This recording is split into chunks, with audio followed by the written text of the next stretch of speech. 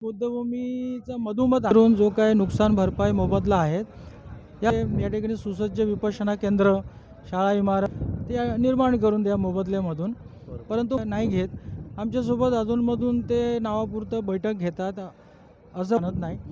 आणि शेवटी आज रोजी बिल्डरकडे कोणतेही कायदेशीर आदेश नसताना, म्हणजे कोर्टाचा, कारण भारतीय राज्यघटनेने कलम 3 कोणालाही बेकायदेशीरित्या कोणाच्या संपत्तीमधून आणि राज्याने सुद्धा एखाद्या एक्झिक्युटिव्ह ऑर्डर काढून कार्यकारी ऑर्डरने कोणालाही धम्म केंद्राला तर या 300A+ आणखीन या ठिकाणी संरक्षण दिलेलं आहे.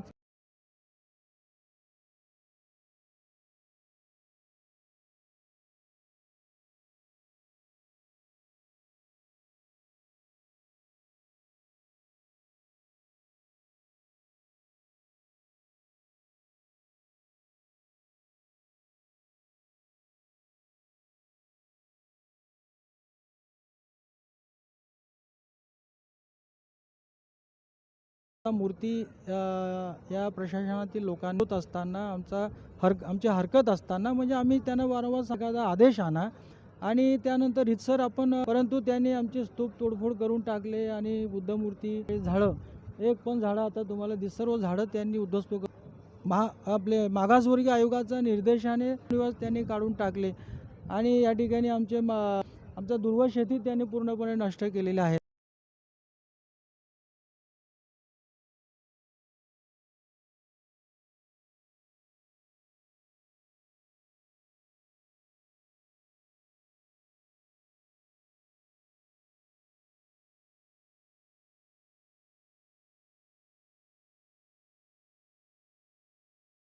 मोठ्या प्रमाणात अन्यायाची एक भूमिका घेऊन कारवाई या ठिकाणी केलेली आहे. फाउंडेशन बौद्ध समाजाला या गोष्टीमधून आहे, सर्वांचा कल्याणासाठीच बुद्धभूमी फाउंडेशनचा विषय आहे.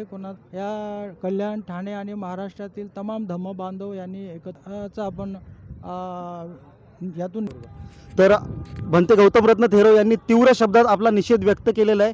तसंच जास्तीत जास्त बौद्ध लोकांनी, जास्तीत जास्त आपल्या कार्यकर्त्यांनी सर्व पक्ष आणि गटतट बाजू